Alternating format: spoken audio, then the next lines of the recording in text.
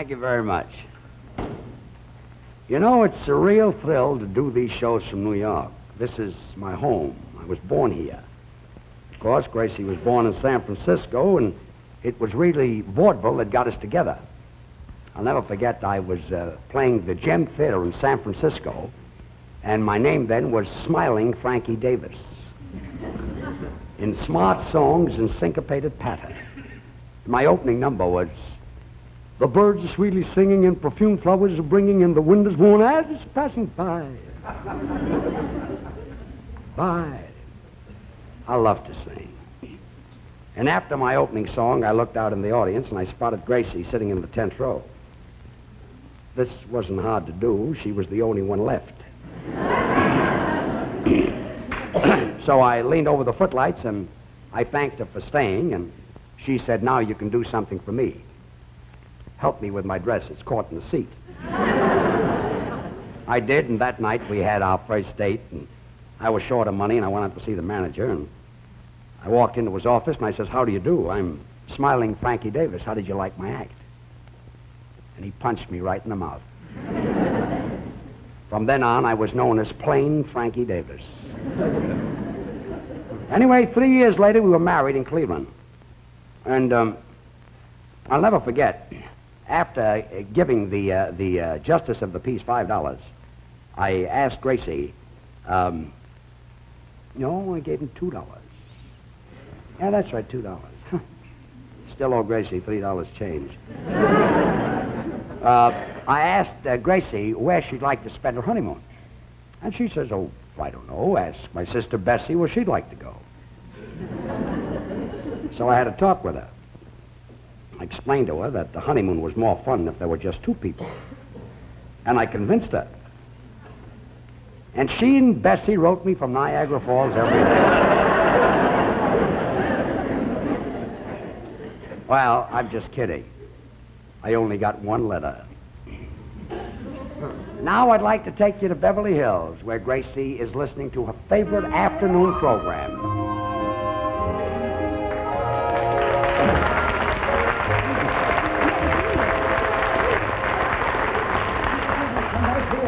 What's wrong? Is he hanged? No, Daddy, Miss Crawford, the door's locked. What? No! It's open. Miss Crawford, come back. Tune in again tomorrow when Aunt Mary faces this problem. Oh, I love Aunt Mary.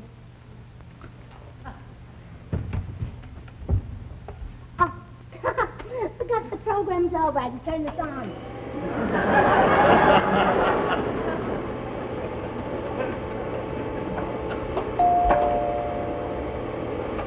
Coming. How do you do, madam? I'm Mr. Sweeney from the County Tax Assessor's office. I've come to appraise your furniture. Oh, well, do I have to bring it out, or can you come in and look at it? I usually go in and look at it. Oh, good. Come right in. Thank you. And put your hat right here in the hall. It's a very nice house you have there. Oh, thank you. Are you Mrs. Burns? Yes, Mr. Burns is much taller.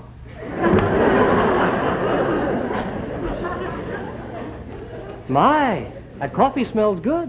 Oh, would you like a cup? I'd love it. Oh, all right. Oh, please excuse the looks of the house. You know, it's hard to keep it straight. Oh, children do have a way of messing up a house, all right. Oh, we have no children. Oh, excuse me. I suppose you have a cat or a dog. No, if we were going to have anything, we'd have children.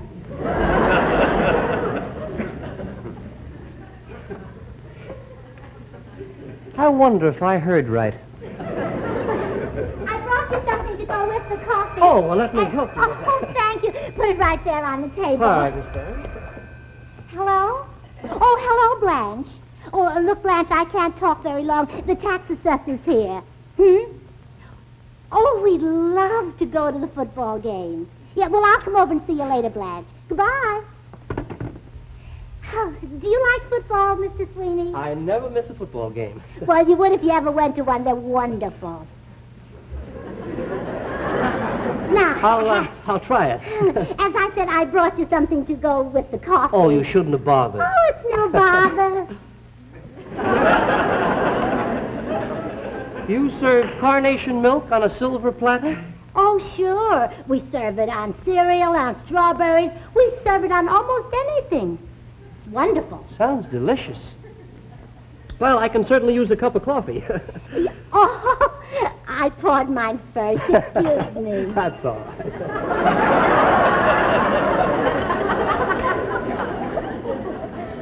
right. It was perfectly all right for you to have poured yours first. Oh, really? Uh-huh.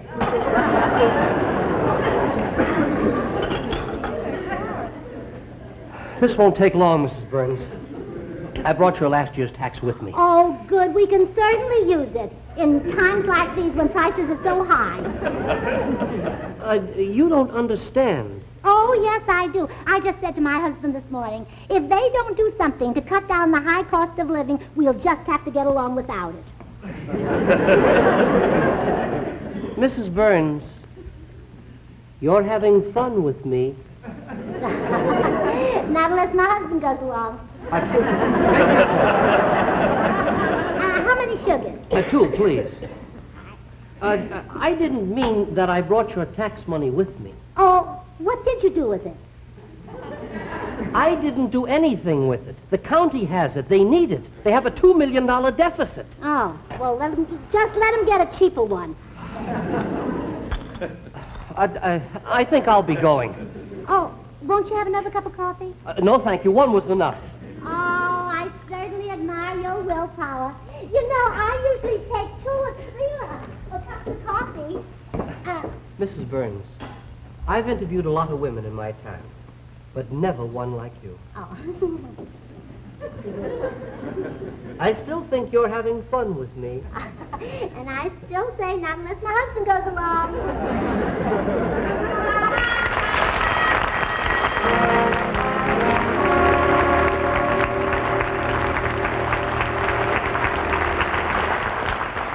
I know just where that guy is headed, the corner drugstore to get some aspirin. Do you know that that druggist has offered to pay our rent if I'd stay in this neighborhood? But I'd never move. I love this. Oh, there's the newsboy. Never misses our porch. Except when it rains, then he throws it on the roof. Hey, George. Oh, that's our next door neighbor, Harry Morton. George? Excuse me.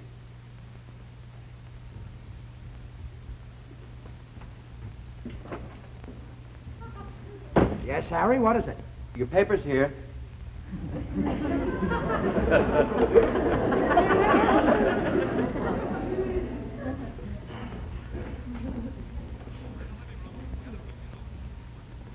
On radio, I could have done this entire bit sitting on a chair. But you know, getting back to Harry Morton, he loves football. 2 to 1, he turns right to the sports section. Holy smokes. Bronco Wojciechowski's not going to start tonight, Blanche, and I bet on State. Oh, say, Harry, I forgot to tell you. George and Gracie are going to the football game with us. Oh, no, not Gracie. What's wrong with Gracie? Have you any idea what poor George takes from her? No, but I bet it's a pretty penny. Why don't you stop with that? George could be a success without Gracie. Yeah, like Edgar Bergen without Charlie McCarthy. There's a silly comparison, Blanche. Bergen works with a dummy, and George works... Okay, you win that point. Anyway, she doesn't know anything about football, Blanche. She couldn't pick the winner if Notre Dame was playing Vassar. This year, who could?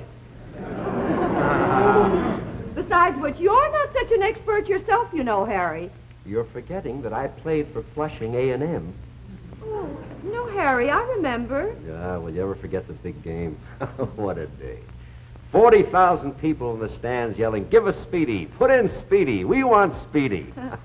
So they took you out and put in Speedy. Well, I wasn't in condition. The night before, I was up until 2 o'clock in the morning waiting for your folks to go to bed. So we could neck. They should have put Speedy in then, too.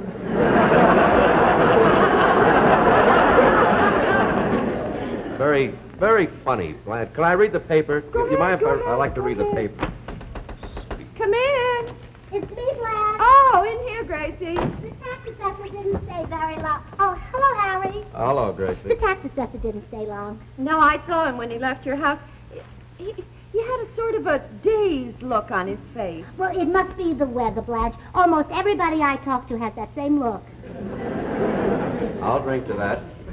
Oh, say, look at that ad. There's a big sale with Bullock. Oh, Harry, do you mind if I cut it out? I want you to, Gracie. Here. All right. Oh, I love their linens. They have the most wonderful linens. I wish it was a coat sale. We're going to the football game, and I'm wearing a coat that's 5 years old. Don't worry about it, Blanche. Nobody will see you. Probably won't put you into the third quarter anyway. There we are. Here you are, Harry. Thanks. Oh, there's a piece of your tablecloth, Blanche. Oh, you used that to cover the hole. Oh, Blanche, you're very clever. Yeah.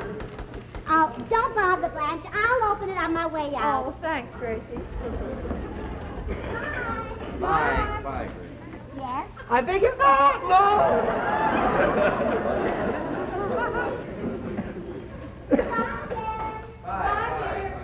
George!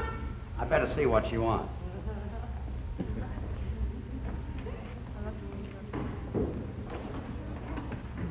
Yes, dear? Goodbye.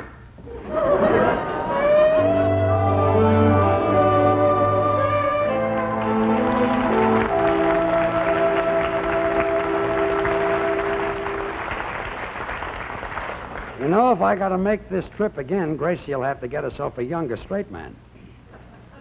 And now, while I'm catching my breath, I want you to meet a charming girl with a beautiful voice, Miss Ellen Hanley.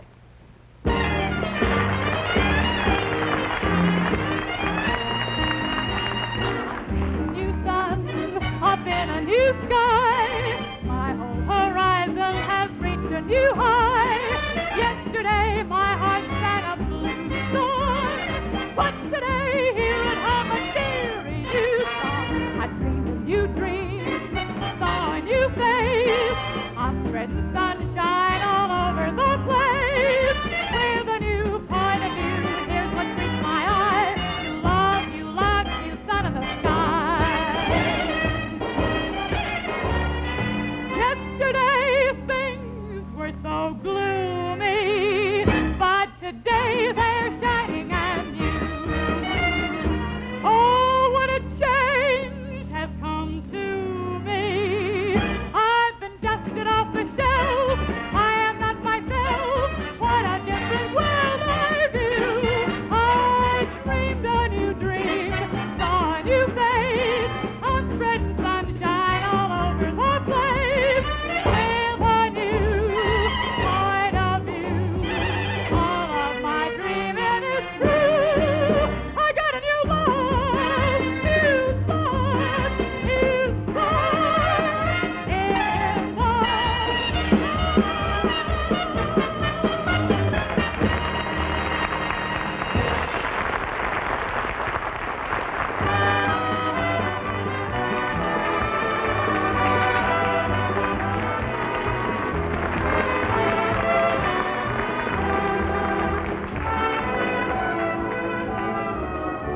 Well,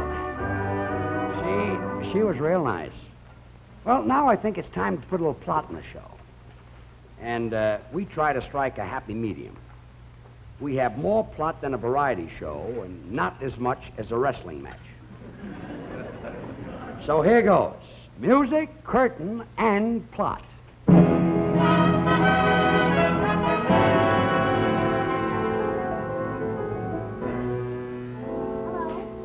Hello, may I speak to Bill Goodwin, please? Oh, Bill, this is Gracie. Oh, I'm in such trouble, Bill. Look, I came home from the beauty shop. I drove home, and I noticed a dent in the fender. And if George sees it, he'll never let me drive the car again. Well, I want you to come over and borrow the car from George and have it fixed before he finds out about it. Yes. Oh, well, bring Miss Jones along with you. Oh, thank you, Bill. Goodbye.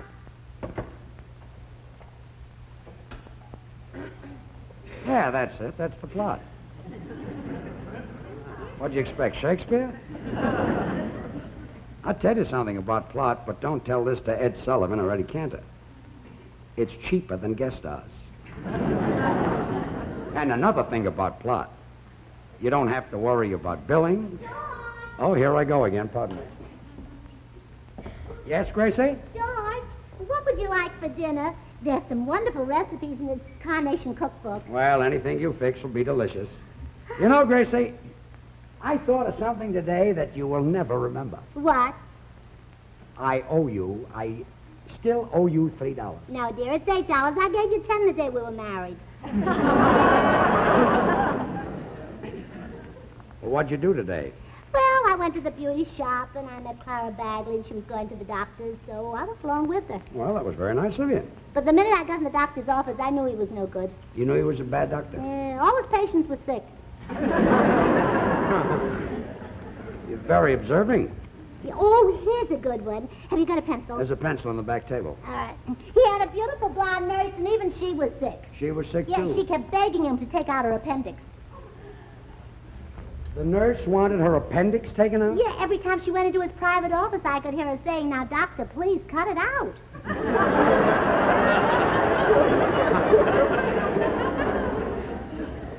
What was the matter with Clara that she had to go see a doctor? Well, I think it was to have the dents taken out of her knees. She had dents in her knees. Yes, because every time I looked in the office, he was pounding them out with a little rubber hammer. I'll explain that to you later. You got a piece of paper? There's some paper on the table there. So while she was in the doctor's office, I was in the waiting room, and I cheered up all the patients. I knew that you would. Oh, and wait till I tell you. There was one poor little boy sitting all by himself, and he looked so sad. So I brought him around and made everybody shake hands with him. And that made him feel better. Yeah, well, he almost forgot he had the measles. Your friendliness was very contagious. Yes, I helped the nurse, too. I answered the phone for her. I say. Someone called up and wanted to know if a man 85 years old could have rickets. Hmm. And I said, oh, sure, let him have all he wants, as long as he chews them well.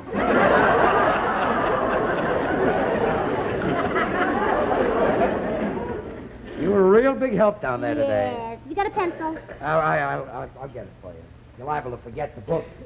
Oh, and then there was a doctor in the next office whistling. And This doctor was whistling? Yes, and the nurse said that was Dr. Brown, the famous obstetrician. I see. She said that last year he had 260 babies. And I said, well, I bet his wife isn't whistling.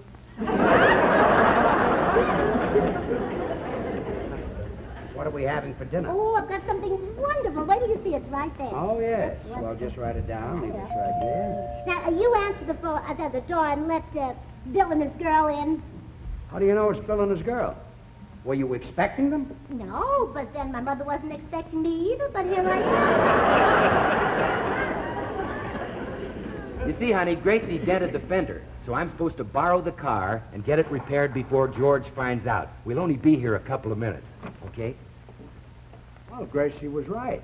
Huh?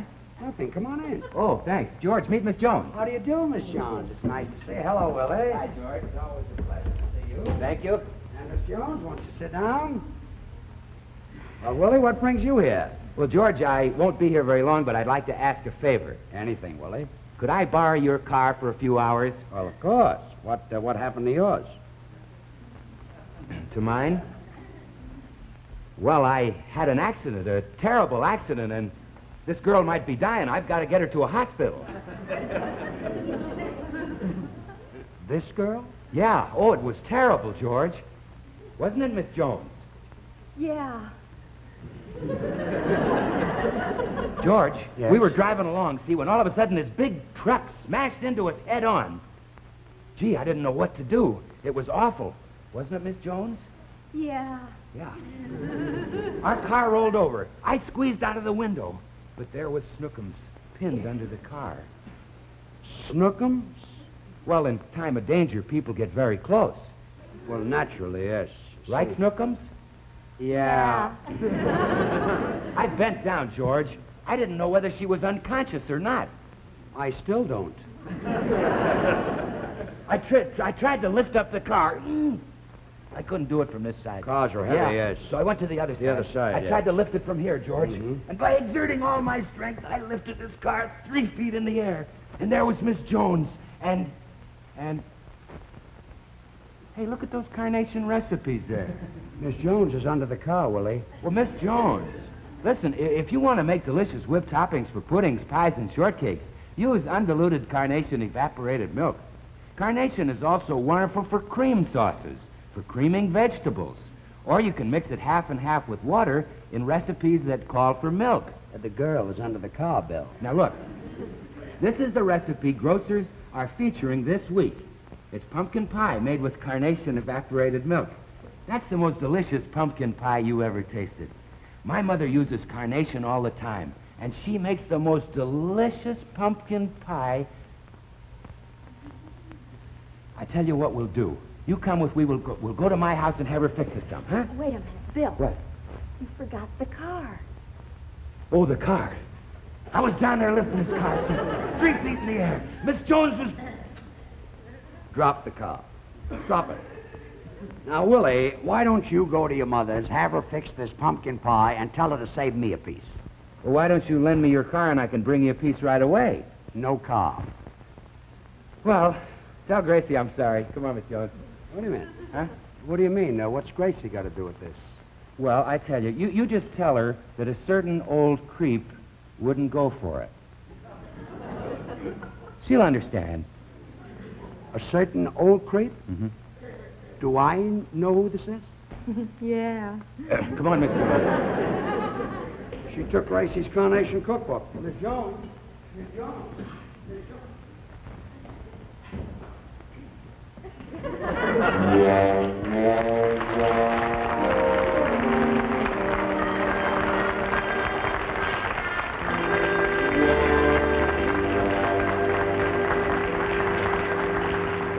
You know, I don't see what Bill sees in that girl.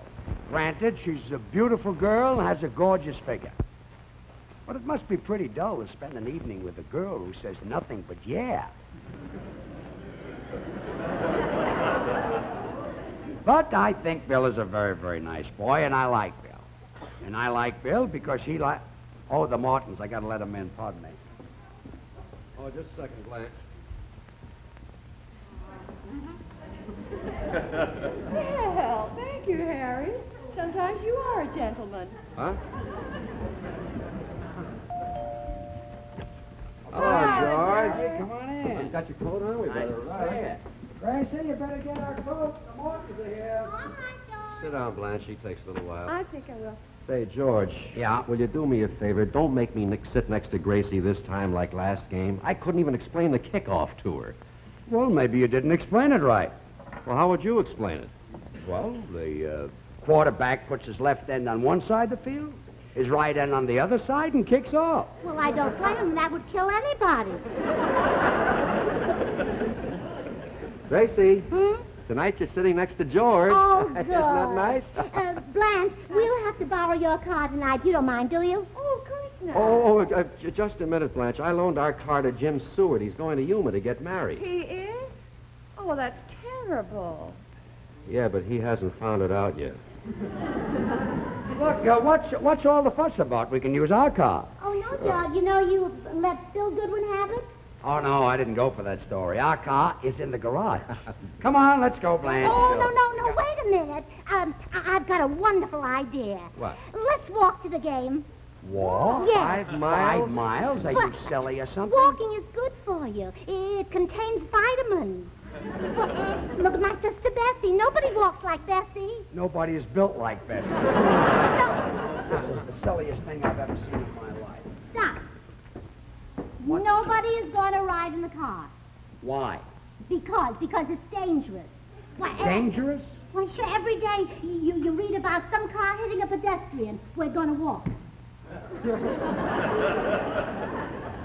Look, Gracie, are you ashamed of our car because the fender is dented? You know about that? I did it this morning. You did it. Yeah, when I backed out of the garage. Well, George Burns, I'm so mad at you, I don't think I'll ever talk to you again. Come on, Harry. At the game tonight, I'm going to sit next to you.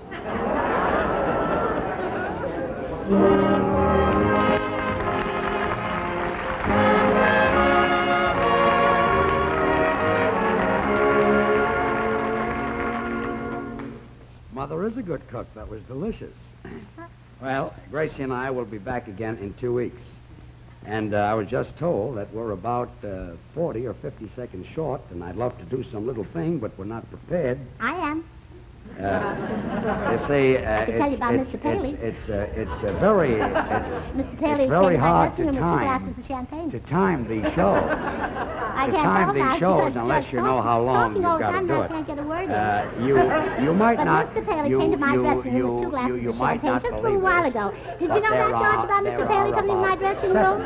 Came back there just a are little while about ago with 2 7 glasses or of 8 champagne. fellas. 2 glasses of champagne. 2 glasses of champagne. Yes, he did. Mr. Paley. Yes. 2 glasses? Yes, and he said to me, he said, well, Gracie, here's to your health. Let's drink bottoms up. Well, Well, isn't that kind of an awkward position?